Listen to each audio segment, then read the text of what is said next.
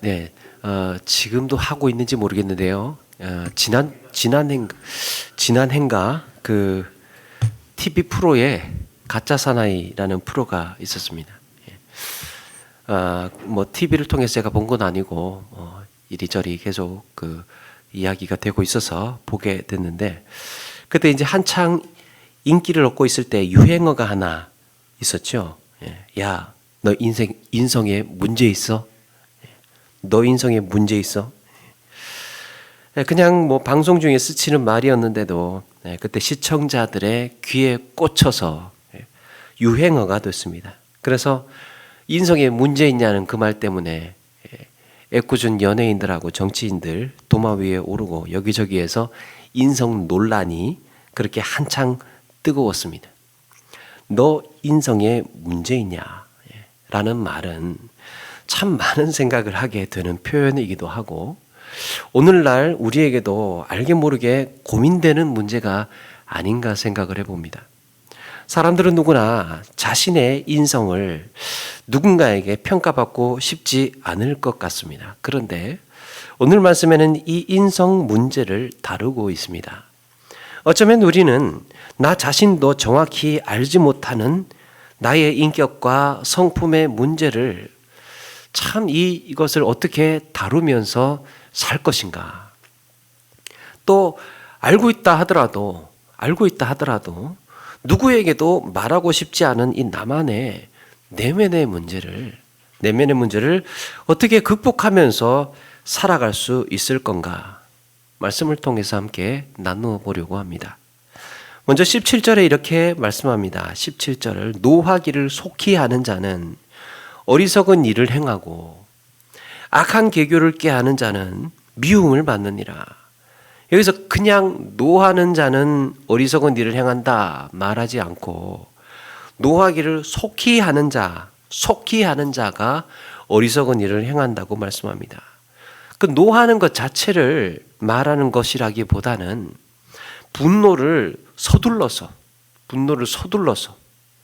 분노의 감정을 성급하게 나타내는 자를 말하고 있습니다. 29절에도요. 노하기를 더디하는 자는 크게 명철하여도 마음이 조급한 자는 어리석음을 나타내느니라. 여기서 포인트가 조급함이죠. 조급함. 성경에는 분노를 더디게 하라고 여러 차례 말씀하고 있는데, 우리에게 잘 알려진 대표적인 말씀이 있죠. 노하기를 더디하는 자는 용사보다 낫고 자기 마음을 다스리는 자는 성을 빼앗는 자보다 나으니라. 자, 이렇게 노하기를 속히 하고 급하게 하고 뭔가 조급하다라고 했을 때 이렇게 하는 이유가 뭘까? 이렇게 하는 이유가 초급하게 하고 성급하게 하고 하는 이유가 뭘까? 이거는요, 단순히 시간적으로 빠르게 말하는 게 아니에요. 단순히 시간적으로 빠르다는 게 아니에요. 그 성격을 빨리 화를 내는 것을 가리키는 게 아닙니다. 그렇다고 해서 반대로 노하기를 더디한다고 해서 화를 천천히 내는 것을 가리키는 말도 아니에요. 천천히 화를 더 있다가 그냥 꾹꾹 참았다가 나중에 화를 내라, 이걸 말하는 것도 아닙니다. 현재 지금 일어나고 있는 상황에 마음이 휘말린 것을 말하는 거예요. 지금 현재 일어나고 있는 상황에 마음이 빼앗긴 것, 마음이 거기에 휘둘린 것. 책 제목도 있죠. 감정을 다스리는 자, 감정에 휘둘리는 자. 감정을 다스리는 자, 감정에 휘둘리는 자. 그러니까 지금 현 상황, 지금 되어진 이 상황에 이 마음의 중심을 잡지 못하고 거기에 휘말려 버린, 그러니까 뭔가 판단을 하고 선택을 해야 할 때 먼저 생각해야 하는 것이 있는데, 먼저 염두에 둬야 할 것이 있는데 그 과정을 뛰어넘어 버린 거죠. 절차를 뛰어넘은 거예요. 그래서 지금 이 현실, 지금 이 결과를 두고 내 감정, 내 자아를 지금 이 현실이 휘어잡게 되는 것입니다.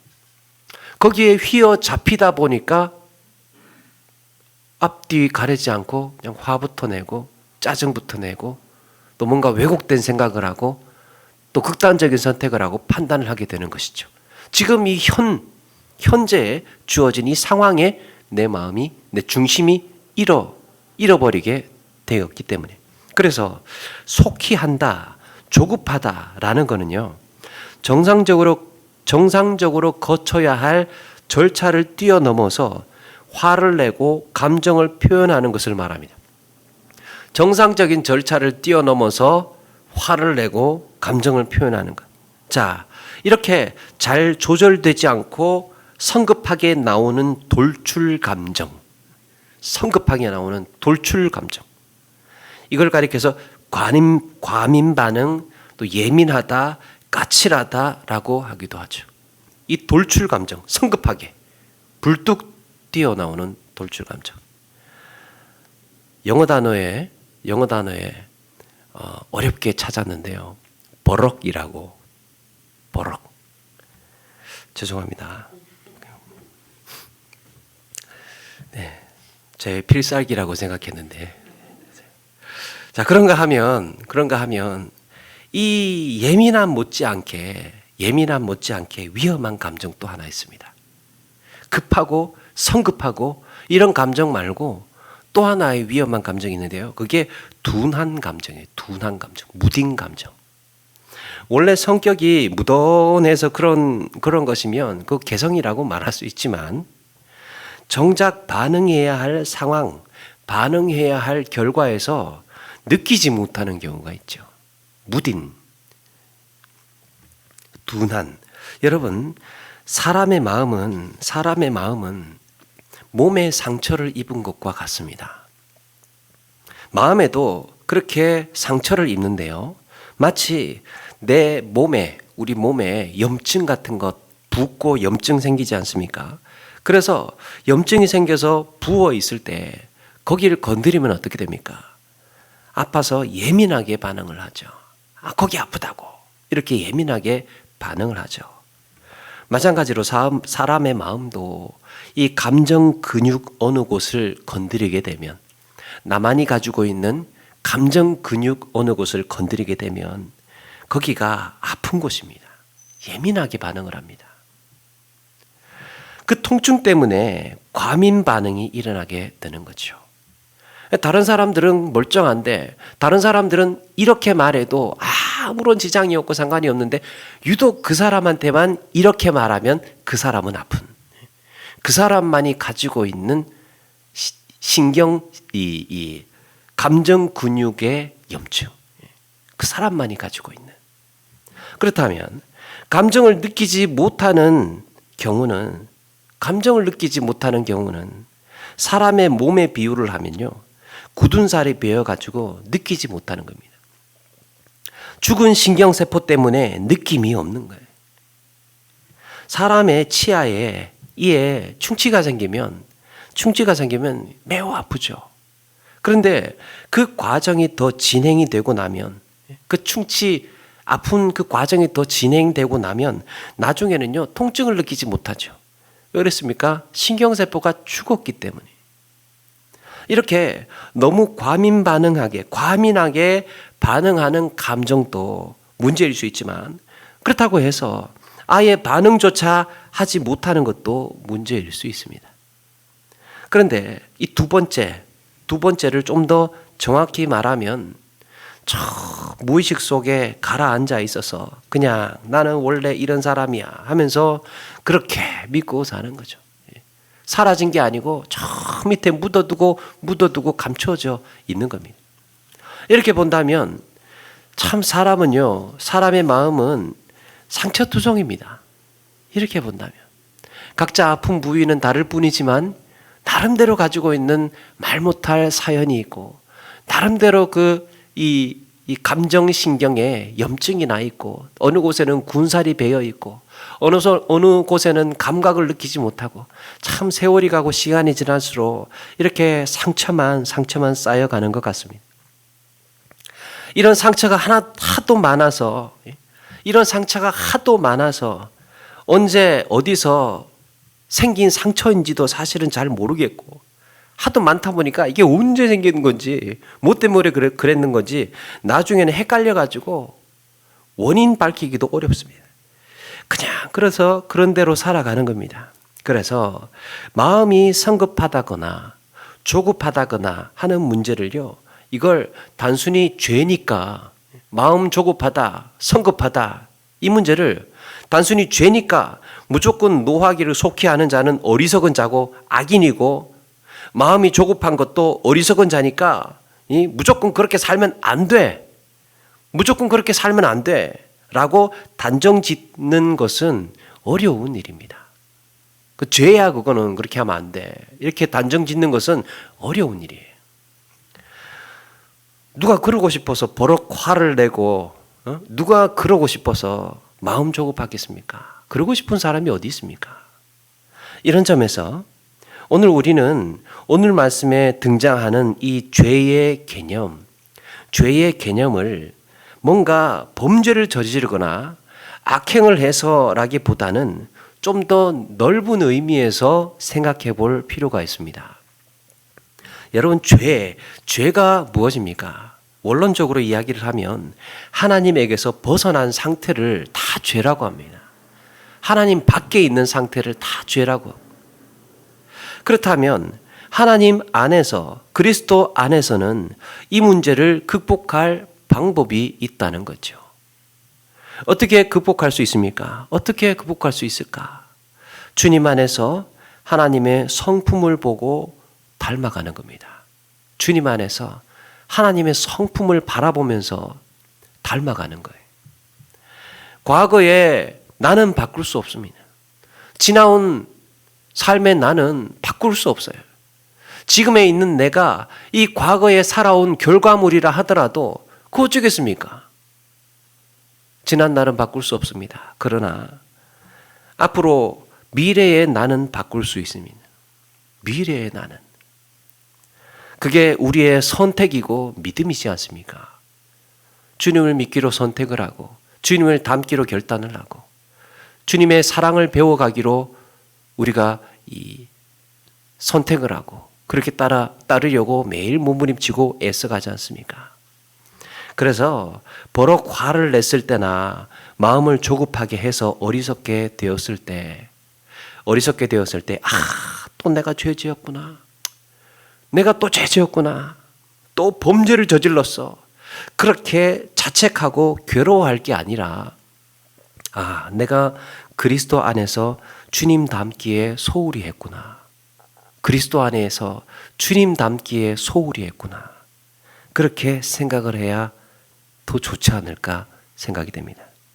지금 드러난 현재의 상황만 바라보고, 지금 드러난 결과, 이 상황만을 바라보고 거기에 휘말렸다는 말은 하나님을 견고하게 붙잡지 않았다는 말이기도 합니다. 26절에 여호와를 경외하는 자에게는 견고한 의뢰가 있다고 말씀합니다. 견고한 의뢰가 있다. 여기에 의뢰는 신뢰하다, 의지하다라는 뜻이지요. 근데 그냥 의뢰가 아니라 견고한 의뢰라고 했습니다. 견고한, 강한 능력, 이 강한 힘을 갖고 있는 의존 대상이 있다는 거예요. 여호와를 경외하는 자는 이런 강한 의존 대상이 있다는 겁니다. 그 의존 대상이 누굽니까? 하나님이죠. 견고한 의뢰. 사랑하는 여러분, 여호와를 경외하는 자는 여호와를 경외하는 자에게 하나님은 친히 의뢰할 대상이 되어 주실 줄로 믿습니다. 하나님을 의식하고 하나님을 경외하는 자에게 하나님은 친히 의존할 수 있는 대상이 되어 주시는 겁니다. 이런 의미에서 우리 한 가지 주목해 볼 말씀이 21절인데요. 21절에 이웃을 업신여기는 자는 죄를 본하는 자요, 빈곤한 자를 불쌍히 여기는 자는 복이 있는 자니라 그랬습니다. 자, 그런데 21절은요, 앞에 20절과 같이 읽어야 됩니다. 앞에 20절에 가난한 자는 이웃에게도 미움을 받게 되나 부유한 자는 친구가 많으니라. 사실 이 20절만 가만히 보면 가난한 자는 이웃에게 미움을 받고 부한 자는 친구가 많다. 이 20절만 보게 되면 이게 좀 이해하기가 어렵습니다. 아니, 가난한 자는 이웃한테 미움을 받고 부자는 친구가 많으니까, 아니 그러면 가난하면 안 되고 무조건 부자가 되라는 말씀인지 알 수가 없어요. 그런데 이 말씀은 세상 사람들이 살아가는 기본적인 성향을 말하고 있는 거예요. 세상 사람들이 살아가는 기본적인 성향. 세상 사람이 갖는 기본적인 성향, 태도가 뭐라는 겁니까? 가난하면 자기에게 도움이 안 된다고 생각을 해서 잘 관심을 갖지 않는다는 거예요. 그런데 부유한 사람은 어떻습니까? 부유한 사람은 여기저기서 오라고 초대를 하고 어떻게든 친하게 지내려는 이런 성향이 있다는 겁니다. 그러다가 어느 날 그 부유함이 사라지면 그 많던 친구들 싹 사라지게 되는 거죠. 나에게 유익이 되고 필요하다 싶으면 그렇게 찾다가도 가난해지면 외면하는 것이 인간이 갖고 있는 죄성이라는 겁니다. 그래서 21절 같이 읽게 되는데 21절에 그래서 이웃을 업신 여기는 자는 죄를 범하는 자라고 말씀합니다. 하나님을 떠난 사고방식.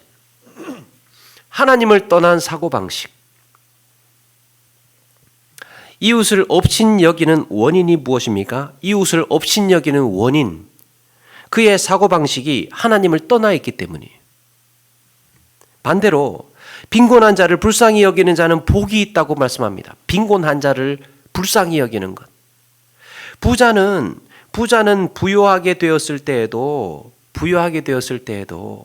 세상의 이런 풍조, 세상 사람들이 이런 성향에 휩쓸리지 말고 부자가 됐을 때도 그렇게 세상에 이렇게 생각하는 하나님을 떠난 사고방식에 휩쓸리지 말고 마땅히 불쌍한 자를 불쌍히 여기라고 가르쳐주고 있는 겁니다. 너희들이 잘 되었을 때에도 하나님의 마음을 잊지 마라. 하나님의 사고방식을 잃어버리지 마라. 여러분, 우리가 불쌍한 사람 불쌍히 여겨야 하는 이유가 뭘까요? 불쌍한 사람 불쌍히 여겨야 하는 이유.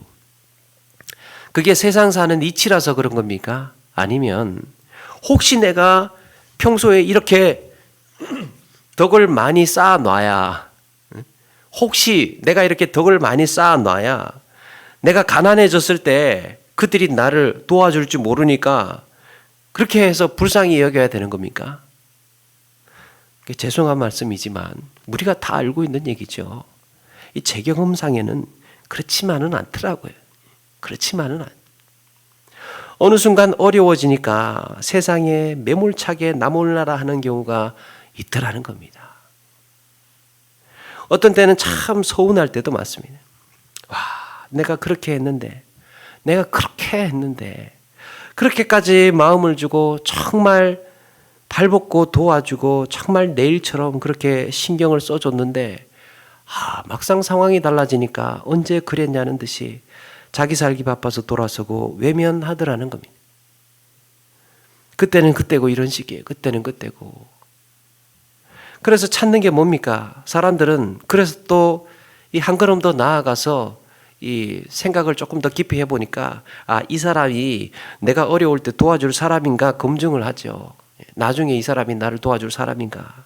그래서 믿을 만한 사람이라는 확신이 들 때까지 마음 주지 않고 기다리죠.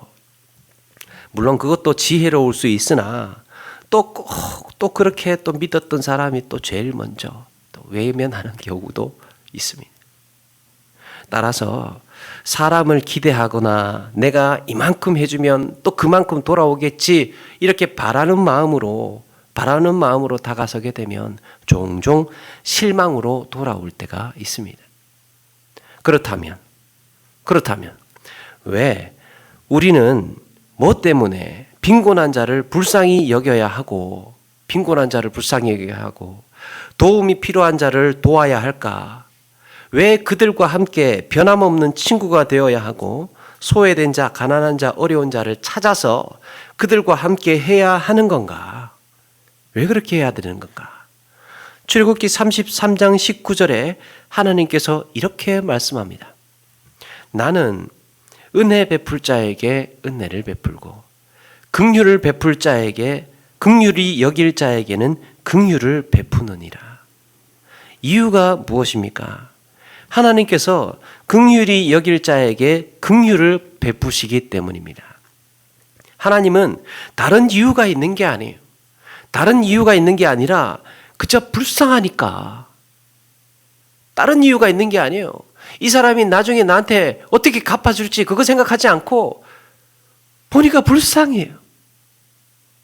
필요해요. 같이 있어줘야 되겠어요. 어려우니까 마음이 치근한 겁니다. 그게 하나님 마음이에요.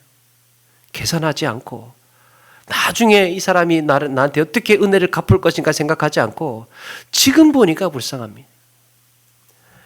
인간의 마음은 하나님이 아니죠.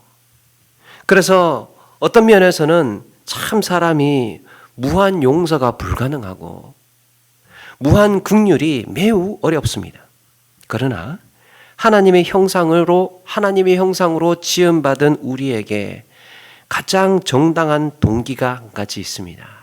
정당한 동기가 바로 하나님이 하시니까 우리도 하는 겁니다. 하나님이 하시니까. 하나님의 성품이 그러하니까. 하나님의 성품이 그러니까.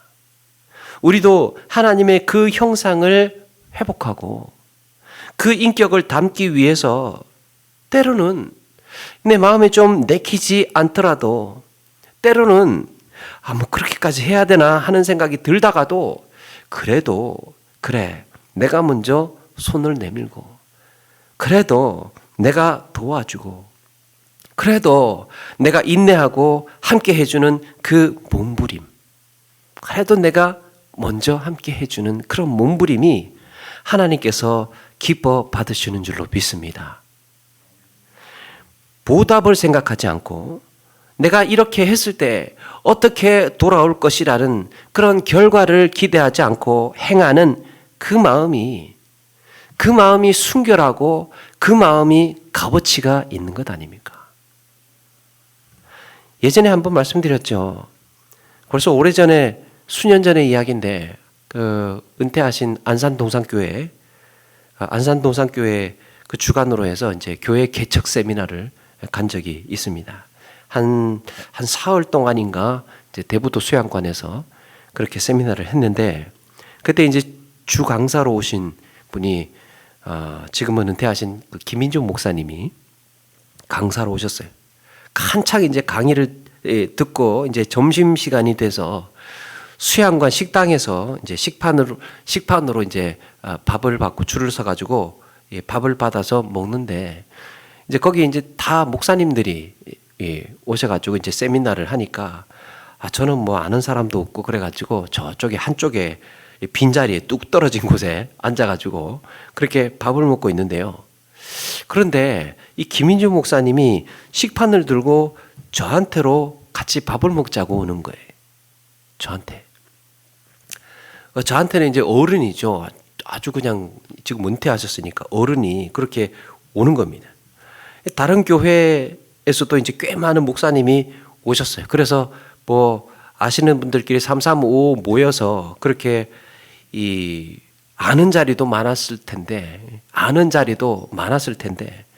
그 상황이 어떠냐 하면 이 목사님이 나 어디 갈까? 나하고 같이 밥 먹을 사람? 이렇게 이제 식판을 들고 눈을 한번 돌리면 막 여기저기에서 막 이리로 오시라고 그렇게 난리 칠 분위기였습니다. 그런데 저한테로 오셨습니다. 저는 이유를 알고 있었습니다. 제가 이뻐서 또 얘한테 잘 보이면 나중에 도움이 될까 싶어서 뭔가 계산이 있어서 오신 게 아니었습니다. 그게 그리스도의 마음을 가진 자가 취하는 감각적인 반응이었기 때문이에요. 그리스도의 마음을 가진 자가 취하는 감각적인 반응. 그 목사님께도 감사한 일이지만 그 목사님을 그렇게 만드신 하나님이 위대하신 분인 줄로 믿습니다. 그리스도 안에 있으면, 그리스도 안에 있으면 주님을 닮기로 결단하고 매일 거기에 붙들려서 훈련받고 배우고 닮아가기 위해서 몸부림을 치면 시간이 지나면 감각적으로 그런 반응이 나온다는 거죠. 감각적으로. 이렇게 가야 돼. 이렇게 해야 돼. 저 자리에 앉아야 돼. 저 사람한테 다가가야 돼. 평소 같으면, 보통 때면 나하고 친한 사람, 나한테 잘해주는 사람, 나하고 잘 어울리는 사람, 나 저기 가면 대접받을 수 있는 그 자리 가지 않고 저 똑 떨어져 있는 저 사람한테, 아무도 아는 사람 없을 것 같은 저 사람한테 감각적으로 다가가는 거. 깊이 있게 생각했다고 생각하지 않습니다. 그냥 반응이 나오는 거예요. 그렇게 반응이. 우리도 그렇게 훈련되고 그런 인성을 갖고 그런 체질로 배우고 본받고 닮아가야 되지 않을까. 주님 안에 있는 자가 누리는 특권입니다. 하나님을 닮을 수 있는. 하나님 닮는 거요, 아무나 할 수 있는 게 아니고 아무나에게 주어진 특권이 아니에요. 주님 안에 있는 자에게, 하나님 안에 있는 자에게, 말씀 안에 거하는 자에게 주어진 하나님의 배려, 하나님의 선물. 너 나 닮을 특권을 줄게. 너 나 닮을 은혜를 줄게.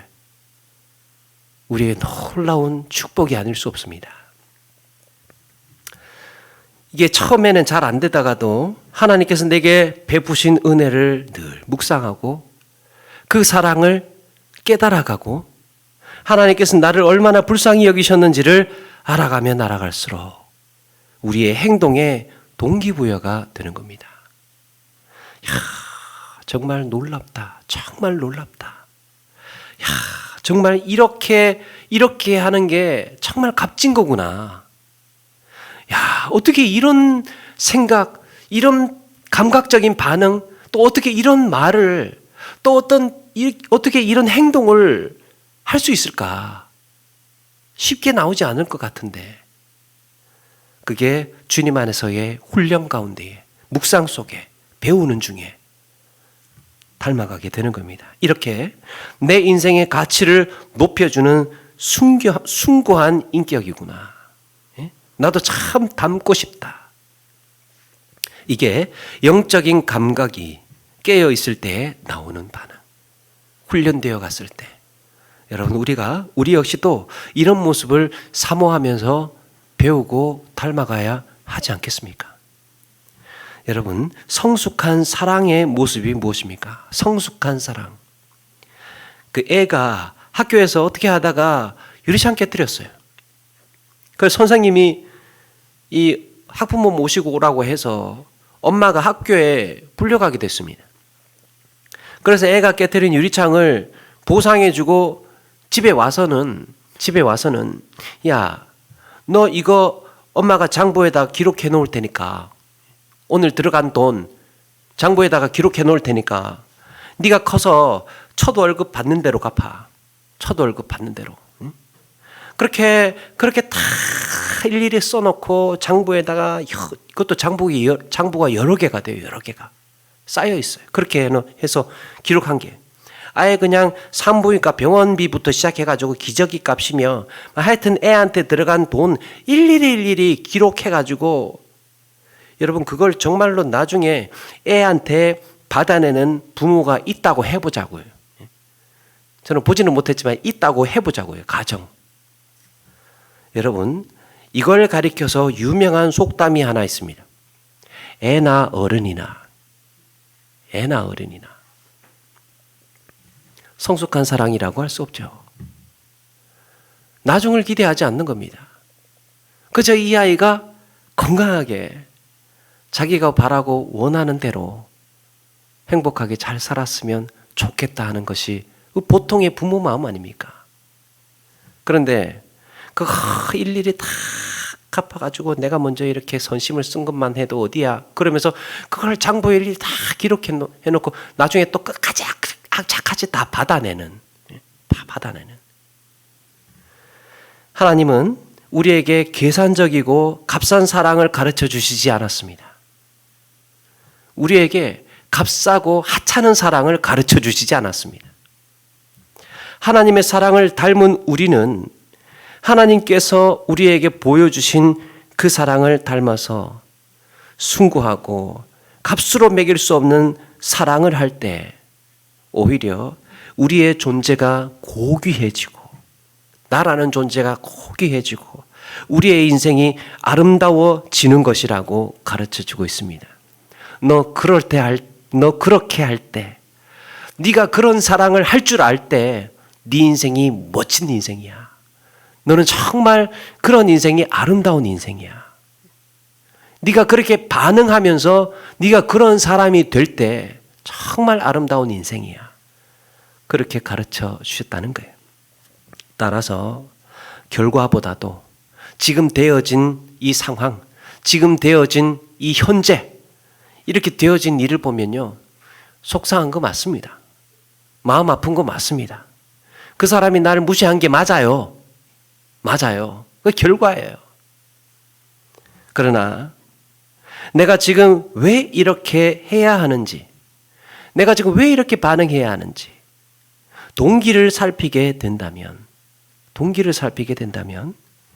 내가 왜 이 상황에 휘둘리지 않고 왜 성급하게 조급하게 판단하지 말아야 하는지 원인을 살핀다면 보다 값진 선택과 판단을 하게 될 줄로 믿습니다. 마지막으로 33절에 지혜는 명철한 자의 마음에 머물거니와 미련한 자의 속에 있는 것은 나타나느니라. 지혜는 명철한 자의 마음에 머물고 미련한 자의 속에 있는 것은 드러난다, 나타나게 된다. 여기서 머물거니와 라는 단어는 머문다 라는 말은 휴식을 취한다 라는 뜻을 갖고 있습니다. 거기에 쉰다, 거기에 머문다. 그러니까 지혜는 명철한 자의 마음속을 벗어나지 않고 휴식을 취하듯이 그곳에 깊이 오래오래 머물고 있는 듯한 느낌을 줍니다. 반대로 미련한 자는 때와 장소를 가리지 않고 툭툭 튀어나옵니다. 그냥 때와 장소를 가리지 않고 툭툭 다 드러나고 다 튀어나와요. 깊이가 없고 기다리지도 않고 그냥 할 말을 다 해버립니다. 그냥 할 말을 다 해버려요. 그렇다면 지혜의 속성 한 가지를 알 수 있지요. 지혜의 속성. 여기서 말하고 있는 지혜는 깊은 물에 잠겨 있는 것과 같이 수면 위로 떠오르지 않고 그저 그렇게 흐르고 있습니다. 그냥 그렇게 흘러. 저 깊숙이 죽어있던 내 감정, 죽어있던 내 영혼이 그리스도의 보혈의 피로 새 생명을 얻어서 귀하고 값진 새로운 피조물이 되었습니다. 이제는 저 깊숙이 감춰져 있던 그 깔아앉아 있던 내면의 감정들 찾아볼 필요도 없이 그리스도의 보혈의 피로 새롭게 태어나서 잊혀지고 새 힘을 얻고 새로운 피조물로 살아가게 되는 겁니다. 어떤 분이 그런 말을 해요. 사람과 돈은 흐르는 물과 같아서 자신을 아끼는 곳에 머문다. 사람과 돈은 흐르는 물과 같아서 자신을 아끼는 곳에 머문다.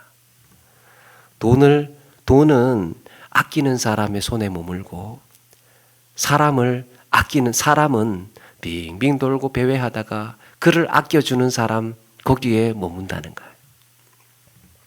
사람도 흐르고 돈도 흐르죠. 그런데 자신을 아끼는 곳을 만나면 거기 머물게 됩니다. 그렇게 본다면 여러분 지혜도 같은 원리 아니겠습니까? 쉽게 내뱉지 않고 아끼는 것. 쉽게 내뱉지 않고 오래 참고 아끼고 기다리고 받아주고 용납하는 가운데에 그저 그렇게 흘러가는 거예요. 주님도 주님도 우리를 그렇게 아껴주셔서 우리가 주님 안에 머무는 것 아닙니까? 그런데 사람의 마음이 어떻습니까? 누군가 나에게 서운하게 하면, 누군가 나한테 서운하게 하면 그렇게 금광석 철필로 마음에 새겨서, 나한테 서운하게 한 거 마음에 새겨가지고 철필로 새겨가지고 죽는 날까지 기억을 합니다. 죽는 날까지. 신념이 되어버렸어요. 신념이. 그래도 나는 못 잊어. 그런가 하면 남이 나에게 베풀어준 호의는, 남이 나에게 베풀어준 호의는 쉽게 잊어버리곤 합니다. 쉽게. 그런데 성경은 반대죠. 성경의 가르침은 반대입니다. 내가 누군가를 업신여기거나 서운하게 했거나 내가 누군가에게 상처를 주었을 때에는 오히려 그걸 내가 마음에 새기고 언젠가는 기회를 봐서 사죄를 하고 은혜를 갚아야 된다. 내가 누군가에게 상처를 주고 서운하게 하고 업신여겼을 때 오히려 그걸 금광석 철필로 마음에 기록을 해서 기억해야, 그리고 언젠가는 사죄하고 갚아야 된다. 그런가 하면 내가 누군가에게 호의를 베풀고 도움을 준 것에 대해서는, 누군가에게 호의를 베풀고 도움을 준 것에 대해서는 기억하지 말고 잊어버리라는 겁니다. 해줬으면 잊어버려. 도와줬으면 그걸로 끝.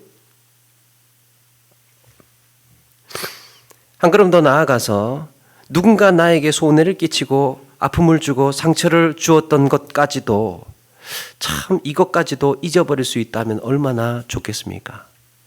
성경은 우리에게 하나님의 사랑의 속성 한 가지를 말씀해 주는데요.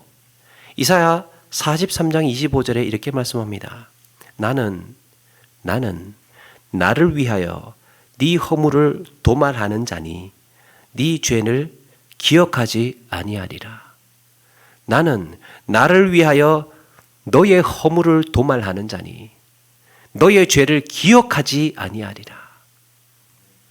여러분, 용서는 기억하지 않는 겁니다. 그런데 기억하지 않는 이유가 뭐라는 겁니까? 기억하지 않는 이유가 뭐라는 겁니까? 나를 위하여, 하나님 자신을 위하여, 하나님의 명예, 하나님의 존귀함 때문에, 하나님의 사랑이 그러하기 때문에 하나님의 자존감은 용광로처럼 뜨거워서 마음에 남아있는 모든 앙금을 태워버리기에 충분하기 때문에 아예 기억조차도 하지 않는다고 말씀합니다. 그거 붙들고 있지 않겠다는 거예요. 그거는 아무것도 아니라는 겁니다. 나를 위하여, 나의 명예, 나의 존귀함, 나의 자존감, 여기에 그런 하찮은 감정 남아있을 이유가 없다는 거죠. 그런 하나님의 존귀함을 담기로 작정한 우리 역시 지나간 아픔, 지나간 서운함을 잊어야 하는 이유가 분명합니다. 내가 끝까지 내 아까운 세월, 한 번뿐인 내 인생 마음 졸여가면서 내 속 썩어가면서 지내기에는 그 문제가 너무 하찮은 것 아니냐는 것. 너무 하찮은 것 아니냐는 겁니다. 혹시나 저한테 이렇게 반문하실지 모르겠습니다. 아니, 그까짓 거라니.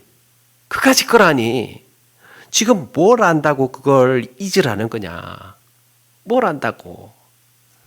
안 잊혀지는 거를 어떻게 잊으라는 거냐라고 할 수 있습니다. 안 잊혀지는 거 어떻게 잊으라는 거냐. 그럴 수 있죠. 그런데 여러분, 우리가 한 가지 알아야 할 게 있습니다. 우리가 여기에서 자유하지 않으면 여러분, 오늘 말씀처럼 그것 때문에 끊임없이 성급하게 많은 화를 내야 할 것이고, 앞으로도 그것 때문에, 그 아픔과 상처 때문에 마음은 계속해서 살아가는 동안에 조급해 할 것입니다. 사는 날 동안 성급하게 판단하고 선택하고 결국에는 돌아서서 또 후회하게 될 거고, 그것 때문에 미련하고 어리석은 채로 이 아까운 인생을 살아가야 됩니다. 거기에서 자유하지 못하면. 그러므로 나에게 새로운 생명을 주신 하나님의 마음으로 돌아가서 지금껏 살아왔던 모든 내 삶에 내 인격에 영향을 주었던 모든 요인들 다 털어버리고 하나님의 인격 배우는 겁니다. 하나님의 마음을 담기로 작정하는 거예요. 주님 안에서 새롭게 새 생명을 얻어서 태어난 것처럼 마찬가지로 우리의 인격, 우리의 감정도 하나님의 마음에서 다시 배우고 다시 닮아가는 겁니다. 주님께서 나에게 행하신 용서와 은혜와 사랑을 보고 닮아가야 됩니다. 그래서 언젠가 이렇게 말할 날이 있지 않겠습니까? 이렇게 말할 날을 소망해 봅니다. 그거 다 잊었어. 지금은 괜찮아. 그럴 수도 있지. 지금 내 마음은 주님 안에서 한없이 평안하다. 괜찮아. 그거 다 잊어버렸어. 그거 나한테는 아무것도 아니야. 내 인생에 손톱만큼도 유익을 주지 못하는 그런 감정 나한테 쓸데없어. 버리는 겁니다.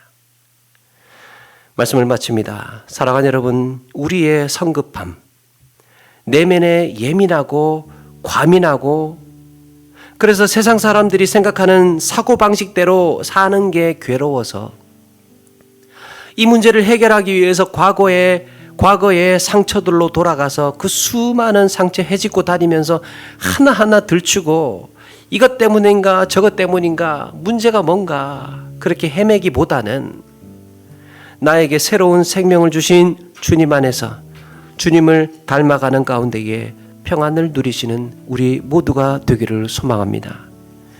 우리가 살아온 지난 날대로 묻어두고 주님께서 나에게 주신 은혜와 용서와 사랑을 늘 묵상하면서 그것 붙들면서 주님을 닮은 성품으로 주님을 닮은 인격으로 훈련하고 배워가시는 우리 모두가 되기를 바랍니다.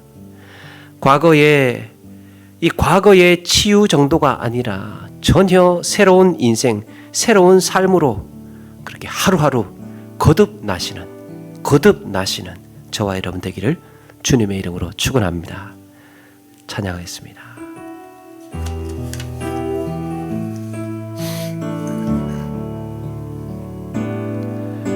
주 사랑이 나를 숨쉬게 해 세상 그 어떤 어려움 속에도 주 은혜로 나를 돌보시며 세상 끝날까지 지켜주시니 주 사랑이 나를 이끄시니 주 사랑이 나를 이끄시니 내가 갈 수 없는 그곳으로 주의 사랑 나를 붙드시며 세상 끝날까지 인도하시네. 주님만이 내 아픔 아시며 주님만이 내 맘 어루만지네. 어느 누구도 나를 향하신 주님의 사랑을 끊을 수 없네. 주님만이 내 능력이시며 주님만이 나의 구원이시니 어느 누구도 나를 향하신 주님의 사랑을 끊을 수 주님만이 내 아픔 아심이 주님만이 내 아픔 아시며 주님만이 내 맘 어루만지신 주님만이 내 맘 어루만지네. 어느 누구도 나를 향하시 주님의 사랑을 끊을 수 없네. 주님만이 내 능력이시며 주님만이 나의 구원이시네. 어느 누구도 나를 향하신 주님의 사랑을 끊을 수 없네. 네, 우리 오늘 말씀 기억하면서 잠시 한번 다짐하고 고백하며 기도하며 나가기를 원합니다. 정말 주님만이 나의 능력임을 믿습니다. 주님 안에서 우리 주님의 성품과 주님의 인격, 그 사랑과 그 은혜와 그 용서를 닮아가기로 다짐하고 또 다시 한번 결단합니다. 하나님, 우리의 마음을 어루만져 주시고 새로운 생명, 새로운 능력, 새로운 인격, 그렇게 하루하루 주님을 배우고 닮아가며 새로워져 갈 수 있도록 해달라고, 지난 모든 과거 헤집으면서 되찾아가면서 그렇게 하나하나 해결하기보다 우리 주님을 닮아가면서 그렇게 어제와 다른 새로운 내일로, 과거는 뒤집을 수 없지만 우리의 미래, 우리의 앞날은 그렇게 변화시킬 수 있다는 확신과 고백으로 주님을 의지하며 살겠습니다. 우리 같이 한번 고백하며 기도하며 나가기를 원합니다. 우리 같이 한번 기도하며 나가겠습니다.